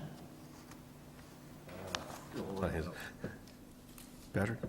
What's the timeline on this grant? Is this part of the prior person was on this payroll? Is this a 3 or 5 year grant, or? So yes, thank you. The grant is a 3-year grant, and we got awarded it last year, so we're moving into the second year. So it's 3 years. The reason that I did speak with our CFO and town manager and recommended that we have it go through this process is because the whole point of getting this grant, it's to start the town out with some money to put towards getting somebody in that role. Once that person is in that role, they start doing a checklist of items to try to figure out how to save money. So the goal is to Save enough money to pay save for enough the money to role. pay, exactly, yeah, you took the words right out of my mouth. So I can tell you, like, the, kind of the one exciting thing, and I don't know, I think I had a box in there, but I don't think I mentioned it.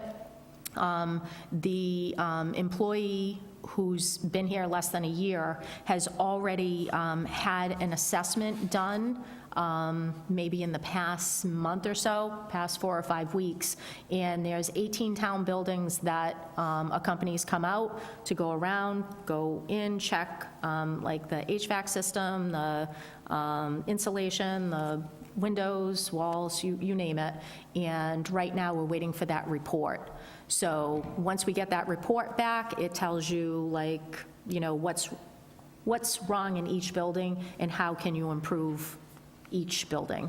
So we're waiting for that report back. Once we have that, then we'll have, like, kind of like the next step of, okay, are there any grants out there? How can we, you know, for example, upgrade the HVAC system in the police station, or, you know, whatever. So that is going on, so kind of exciting. We should be able to have some news for you in the near future. Okay. Well, Michael, sorry. Was that position involved in the Green Communities Yes, grant that's paying for the insulation? absolutely, yes, yep. I'm just going to go through the ones that are under this one tab, and then I'll go back to solid waste and zoning, which have their own tabs, if that's okay. That's okay, Donna? Oh, yeah, are we I'm doing, going to go on to building and code. oh, sure. Stand on the ones that are under one Yep, tab. so- absolutely. Building and code, we don't have anything, no significant changes here. I do have one question. It sort of relates to the next few. DPW had mentioned a software program that they had recently identified for citizen calls for requests for items to be addressed. Basically, it was administratively work orders, and at some point, that system would allow for the public to have a front-facing, you know, called in a pothole, and I see that it was addressed on this date and time, as opposed to driving around looking for the pothole again to see if it ever got filled. Is there an equivalent for folks that call in either for complaints or concerns about conservation,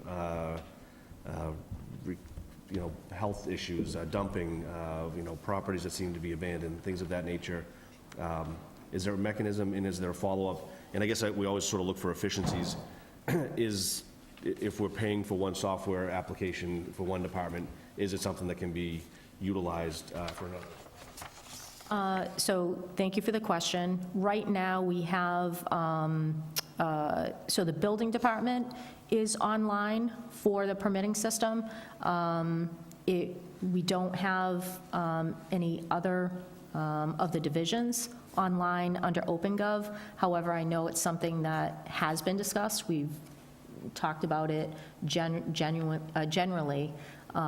We use OpenGov in the clerk's office, and how that relates to us is with animal control. So the town clerk and the animal control officer often communicate because of the dog licensing. So you can do online dog licensing, and then that information transmits to us for, okay, they're applying for a dog license, but maybe they're not up to date on the rabies, so we can't issue the tag.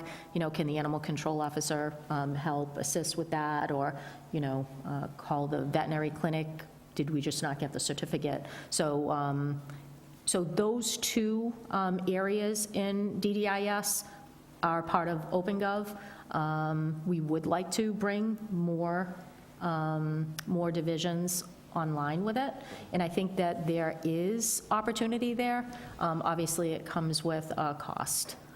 Through the chair, just to remind you, in the CIP for, I think we put it in this, no, it's actually under the IT budget, we added a $33,000 line item for OpenGov for DPW, so that they can now communicate with Town Hall, which is assessing, DDIS, and the clerk's office. So they'll all be working off that database.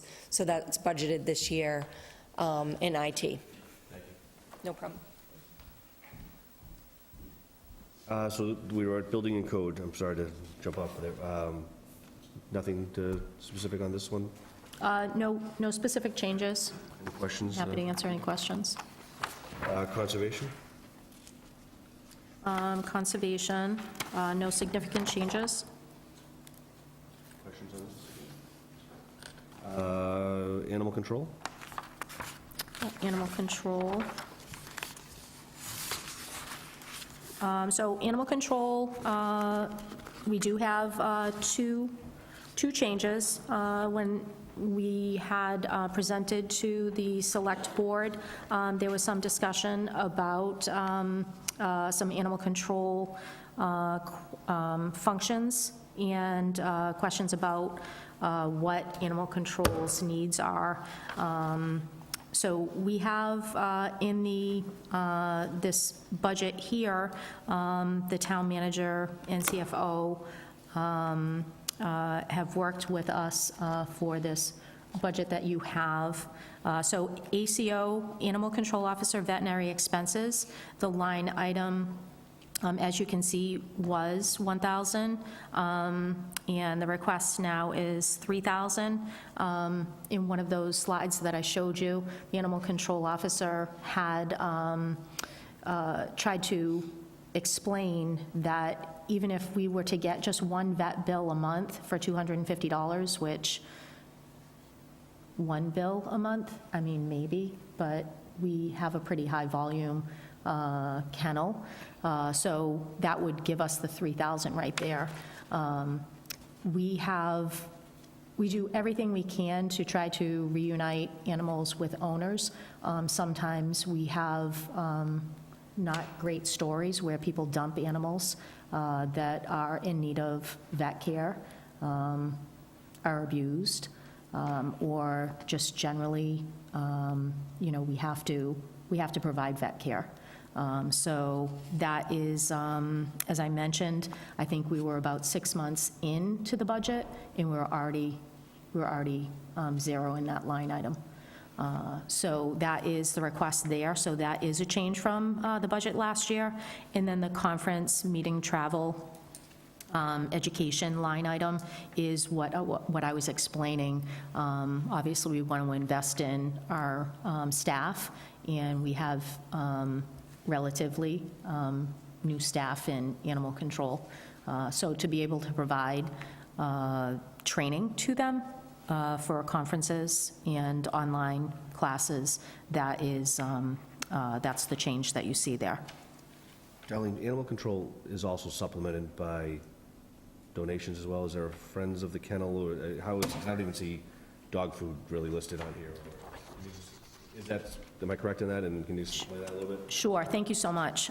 So the animal control budget that you see here, this is for tax levy. We have a separate revolving account that we accept donations, and we are fortunate to get donations. I can tell you, our animal control officer has been very in the community, and recently, over the holiday, it was like literally like Christmas time. We had people coming in with bags and bags of food. So right now, we are presently stocked, but I can tell you for like a good portion of last year, we had to buy dog food and kitty litter every week, and it was very costly. So when the money runs out here, we do have to utilize, we have a donation revolving account that we tap into. So any time that we don't have to tap into that, that helps us. So this is the tax levy portion, but we do have a revolving account for anybody that wants to donate to the kennel. Yeah, I just wanted to mention again, in the packet that you received tonight, there was a revised animal control budget. So I just wanted to point out on the veterinary expenses, which the director talked about, the original budget that you received, it was at 1,500, and that increased by 1,500 to 3,000. And then under the conferences and travel, it was originally 1,500, and it went to 2,500. Any other questions on this one? Do we want to make a recommendation just on the DDIS portion, because we have a total down the bottom here, and then we can move on to those other two subsections that fall under you?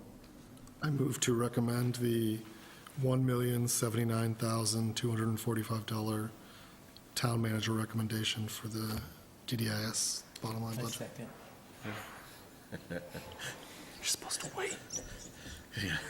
We have a motion and a space and then a second. Any questions or discussions? All in favor? Aye. We'll go to solid waste, 433 is the tab on your... It's just one bag.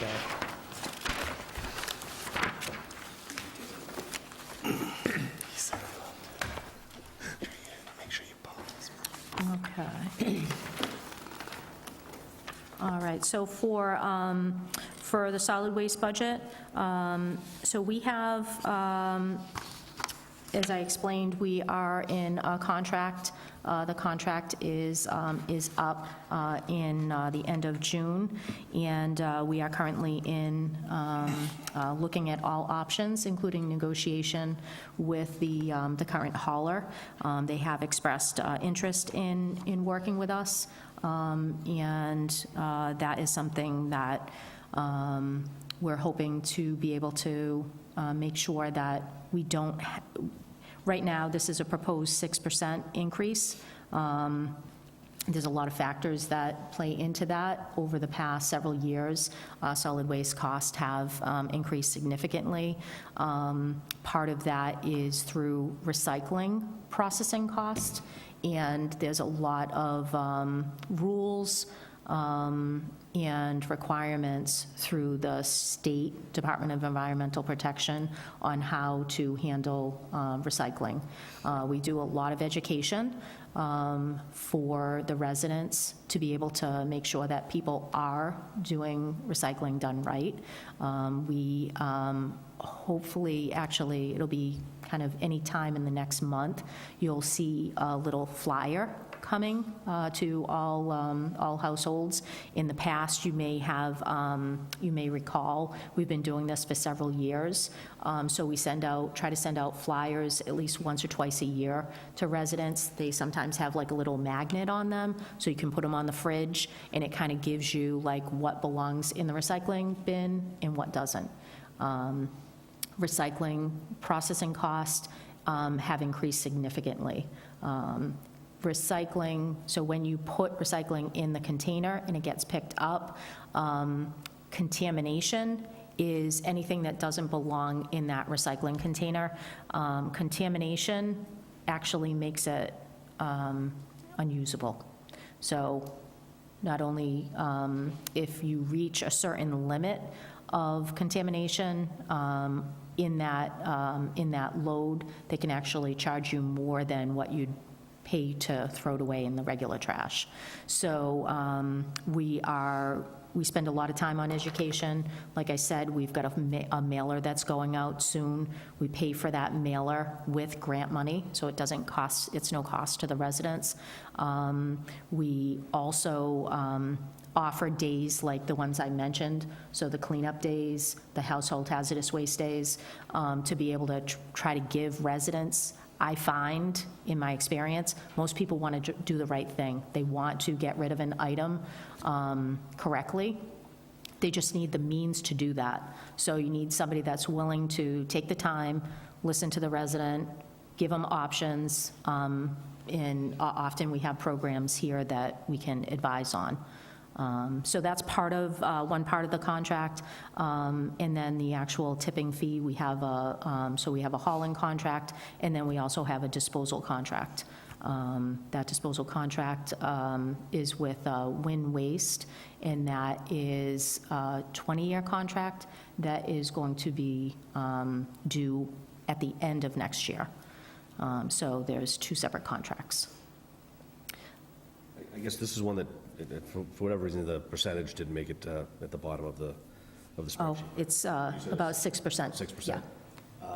This is one that I sort of hold my breath on. I don't think on the federal level, recycling is a priority, and fuel costs, and there's a lot of unknowns there that I'm concerned that when it comes to negotiations, it could be more, but I'm sure you have the same concerns. I share those concerns. Yeah. Yeah, I was unfamiliar with the, like, the excess charges for contaminated, and is that something we see in our community regularly? And is that baked into this, like the expectation that there's going to be X number of times where we might have to pay those fees? Or is this number based strictly on what our, like, everything goes perfect number? Well, it's not everything that goes perfect, but we do try to estimate what we are going to get for tonnage. And based on from previous years, we have been fortunate to be able to have a responsive hauler to be able to handle our service. And it's kind of like a whole big picture of making sure the residents get service, they're not missed. We have drivers that are responsive. We actually have our recycling, solid waste and recycling coordinator out on the route every day. So literally, they drive the route. We have, each day is a different route, and then on Fridays, we have actually 2 routes. So there's 6 total routes in the town. The education piece and making sure that people are doing the right thing is an important part of the job and an important part of the program. Going forward, that is a real cost if we have to pay for contaminated loads. So we have been fortunate up to this point, but in the past year, it is something that is becoming more and more something that we need to pay attention to. So when we have heard from our hauler saying, hey, wait a minute, we've got a problem, we've got like 15% on this load, okay, which route is it? Is it the Tuesday route? All right, can we take a look and see what's happening? Is there a certain item that's in there, or is it just trash in general? So recognizing that the rules are, we have state rules, to the chair's point, obviously there's, maybe different priorities between federal and state. But we think that, again, giving people the right information to do the things to stay on the program. Our program, actually, when you compare our pricing to other municipalities, is very competitive. So, often people want to stay on the program because if you were to go to a private hauler, they're a lot more expensive. So, we do recognize that contamination in those costs are real. So we're trying to send out mailers. We've got a presentation that expands on those couple of slides. So the select board do like a little snapshot of each division, and we're excited, in the next couple of months, we'll have that presentation brought, but it kind of gives more information to the community on, like, these are really good things. I can tell you not every town does this. Patrick, do you have some? Well, I wanted to echo, I have a lot of concerns about it, and I think, I think I was in high school when recycling started, so I've just watched it morph and change throughout decades. And I have people that visit me, they'll be from another state, and they'll go by and they'll go, you can't recycle that. And I'll be like, well, yeah, I can, because I look at the flyer or whatever. And they're like, well, it's single stream anyway. And I'm like, okay, so you're telling me I can't recycle this? And I think if you live in Florida half the year, which, we have, My point is that depending on where you're standing and which position you're in at any moment in time, you're going to have 5 people, regardless of the education we're doing and what we say, because I'm well aware of the whole contamination thing. And I think what's very frustrating is you have a group of people, probably in any municipality, that don't care. They're just going to contaminate because they just want to get it out of the house. You have a group of people that are going to be very conscious, and they're going to try to get those flyers and follow those. And then you have vendors who have recycle marks on their products, but they're really not recyclable. So, and then you have the whole plastic, where all this plastic is being found in our water system. So I really, and knowing that it's single stream, and when you have it, I have one friend who's a recycle fanatic. And they've actually come out and said, it doesn't matter, it's single stream, it's all going to end up trash anyway. So I just wanted to, while everybody was sharing their concerns, say that after 50, 60 years, and with a lot of the environmental issues that are occurring, I don't know that I still, to this day, really fully understand the money that we're spending, why it isn't. And just on its simplest form, you have, I just read that Connecticut charges 10 cents for a recycled plastic bottle now, a soda can or whatever. Their deposit fee is 10 cents. Well, people in Massachusetts and New York are going over the border because Massachusetts and New York never passed going past a nickel. So now Connecticut has a fiscal issue because you're going in there, you're buying your can in Connecticut, you're buying your can in Massachusetts, or you're buying it in New York, and then you're going over the border and you're getting 10 cents for it. So I only wanted to take a minute to just, from not really a finance committee member, but in my position as a finance committee member and somebody who's participated in this, to say that I think it's worse now than it was when it first evolved. And no matter what kind of education you have, I think for me it's difficult because when I'm in my home and I see something and I clean it out and I throw it in and it goes into my bucket, no one's come up to my front door yet, knocked on the door and said, hey, we found this in your recycle bin, though I do know sometimes they call people to homes, or they'll say, I've been told that people have actually gone back and told people, you can't recycle this. But what happens when a truck in a district automatically is like at 35% contamination? Do you actually go to someone's home and say, we found this in your trash? Or how do you change that? So a couple of things. I understand what you're saying. Different states definitely handle it differently. In Massachusetts, recycling is required. So it is something under the state law that we are required to do. So that's And that's important to recognize. That's the first thing. That this is a mandated expense. Right, exactly. Right. So it's not an option. We can't say, you know what, we're just gonna throw everything in the trash. It's not like, okay, so that's not an option. So it's required by DEP. Waste is a big issue. So everything in our society is, like you use it once and then you throw it away. The space for waste is smaller and smaller and smaller. So they're not making new landfills. The cost to get rid of waste, when you have to put it on the rail and send it out to different states, and they do that, it goes up. So the cost of doing that goes up. So in our municipality, what we can do is we can educate residents to make sure that they are producing the least amount of waste and recycling the most amount of product correctly, giving them education, doing enforcement when needed. We have, again, the employee goes around and drives around town every day. There is, the next step would be to, there's a lifting lids program where somebody stops and actually checks to make sure. Those towns, I know that has been done closer to like the cities, and those programs are very effective to help combat with the contamination issue. So there's education, there's enforcement, there's further programs that we can do. And I have to say, I understand where you're coming from, but the recycling industry has become much more refined. They have all sorts of equipment now. So if you were to go to like our facility on Hardscrabble Road. I was just going to interject and going in the same direction you are. I believe last year you told us that it actually spills out onto a conveyor belt and it gets analyzed.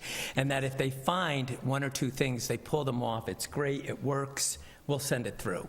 But if they find 30, or that's where they're coming up with the percentages, is because if they see a bunch of stuff on the conveyor belt, they're going to wipe out that whole area, and then it becomes contamination, and that's where the expense falls on us. Right, so there's audits that are done. That's the word I'm looking So, for, we'll have crash like audit. audits, so one load, from Tuesday, one load from Friday, so they do random audits. It's not the same day, it's not the same time. Our last audits were done actually before the holiday. I wanted to make sure it wasn't like the actual holiday week, because that's not really fair. Everybody's got a ton of everything. So I think it was done before the early in December. So it's things that we pay attention to. You have to change with the changing times. So I think that trying to be able to like keep up with it so that we don't end up with those extra costs is the best thing that we can do to protect the town and to help residents, to keep the program, these costs competitive. I assure you, this is not like if you were to get like a private contract, it's a lot more than what they're paying for the service now. I had a question. Do we actually get paid for the recycling, or do we just pay less of a tipping charge? So we have the way that the recycling processing costs work, it's like a cost share. So the cleaner the product is, the more it's worth. So according to the market, I'm sorry, I'm not an expert in this area, but basically how it works is if the product is in demand and there's a higher need for it, for example, like cardboard, you get 1 million deliveries. Cardboard that's clean and in its virgin form is usually the highest commodity. So you'll get a price for that. That price goes up and down according to like the big global market, and they determine that recycling processing cost based on the market, and our bill reflects it like literally each month. So we get a monthly bill for service, and then it'll have a line for recycling processing, what that cost is, if there's like a diesel charge, whatever the monthly service is, and then if there's any charges for like broken carts, or they had to go back for, somebody dumped a mattress, like extra costs like that. So basically, we pay to tip it. We got to pay the full tipping cost, and then we're going to get a credit based on whatever the current market rate is. We'll get a credit, as opposed to Yeah, so picking it up for free. They're not picking it up for free. Sure. So the hauling is one contract. So they pick up that product, and the hauler also, we're fortunate because we have the transfer station at the end of Hardscrabble Road, which is also owned by the hauler. So the recycling goes there to be processed. The trash then goes to Millbury for Wheelabrator, or they call it Win Innovations. You mentioned that you're planning on doing a mailing for the, would that not just go out with the bills, or is that too complicated? So we get the opportunity to put like a little message on the bill. It's like this big. So yes, we typically have some sort of message on the bills, but this mailer is like something you can pick up and like put on your fridge. So we do utilize. And also, I know I said this last free year, one. but I'll suggest again, I think we should be mailing out a sticker that people can put right on the bin. Because that's really,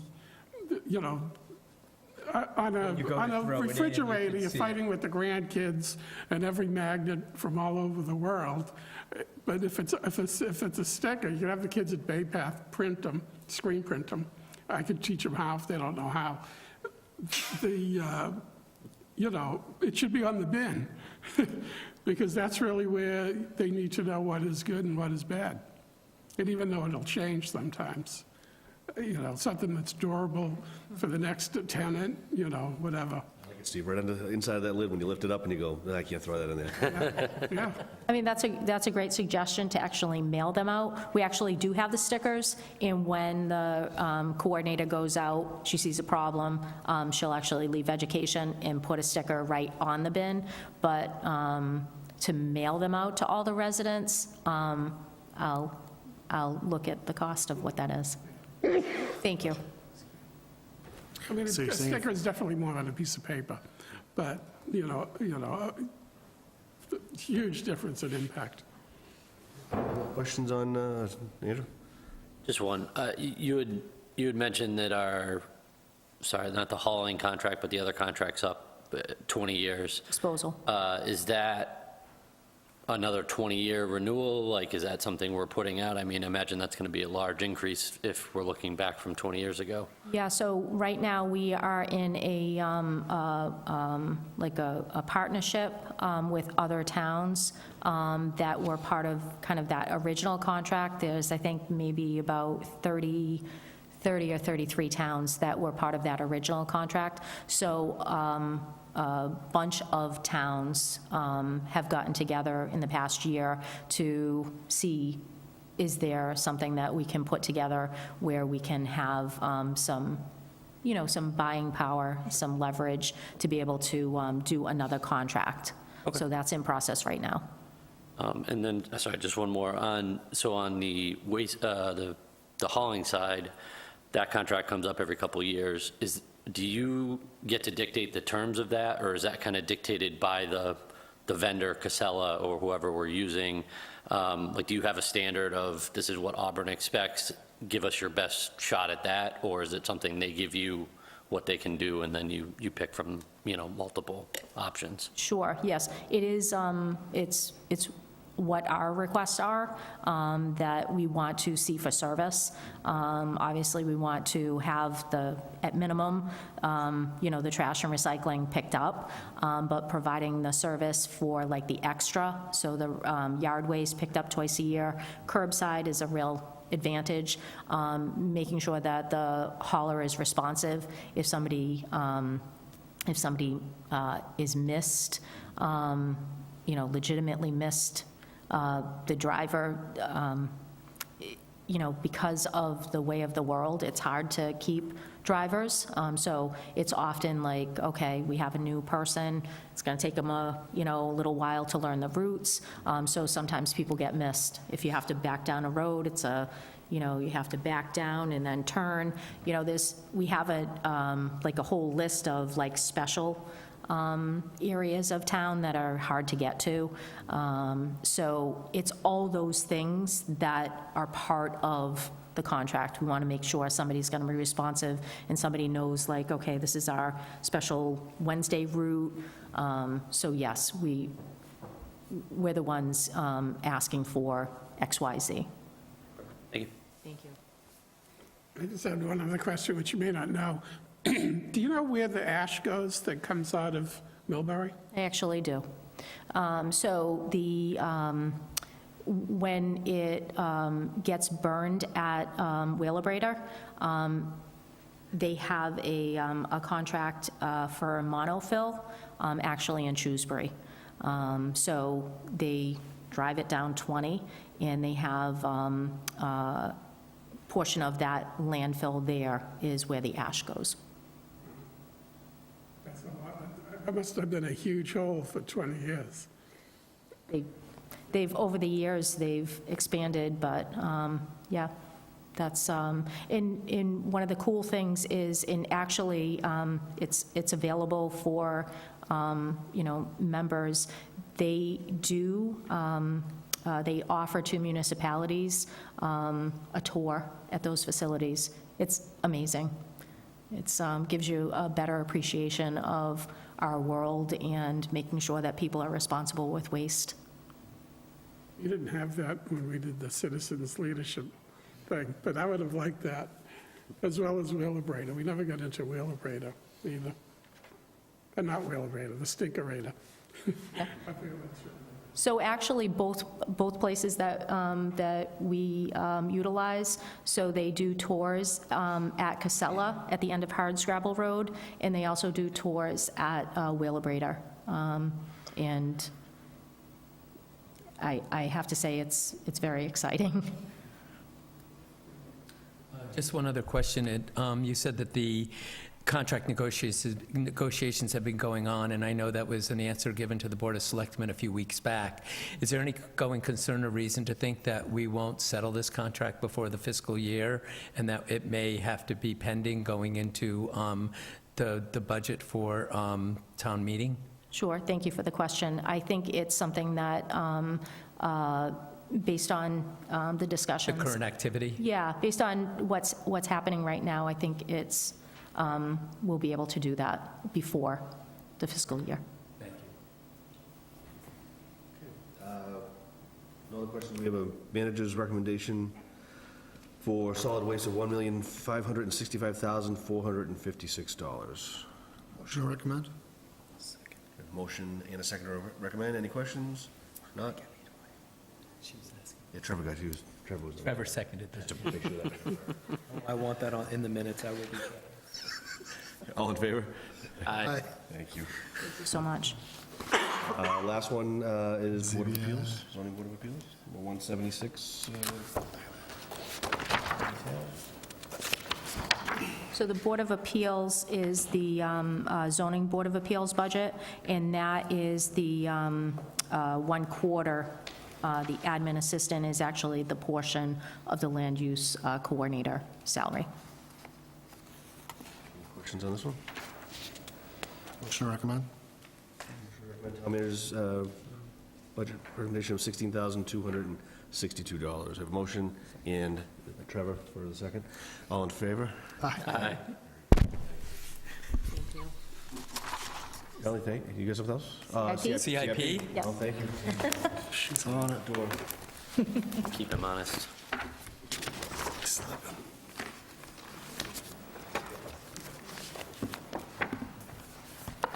Exactly. I know those are.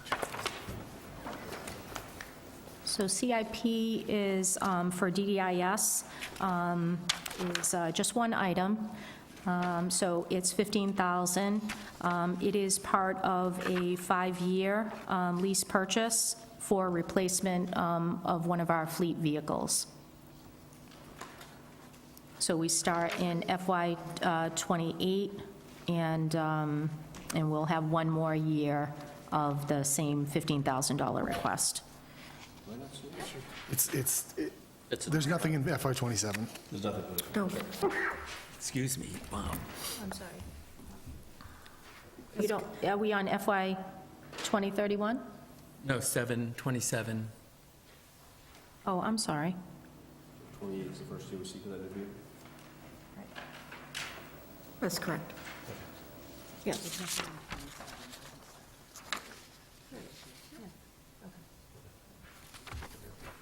Oh, okay. Excellent. So we're okay on that one? We're good? Okay, lovely. Oh, now I get it. Okay, sorry. I did have one question relative to your receipts at the beginning of the budget season when we were going over.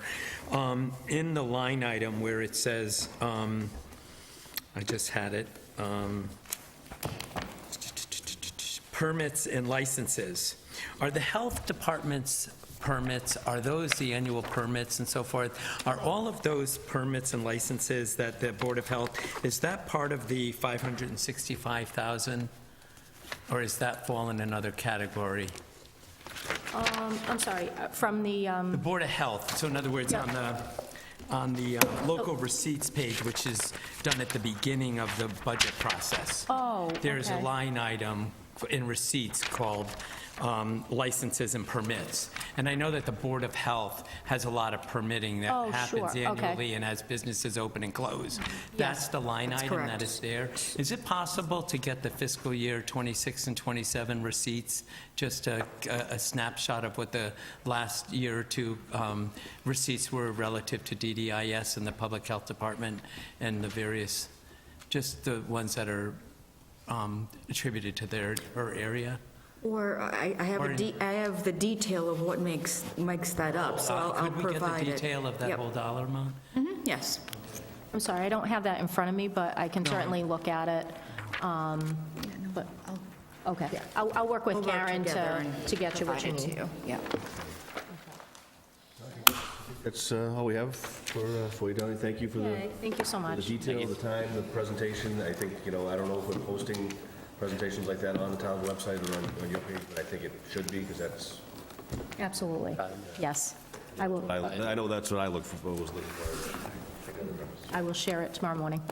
Thank you so much for your support. Thank you. Any other business on here? Minutes, do you have any minutes to approve? Just a, Motion to adjourn. motion to adjourn.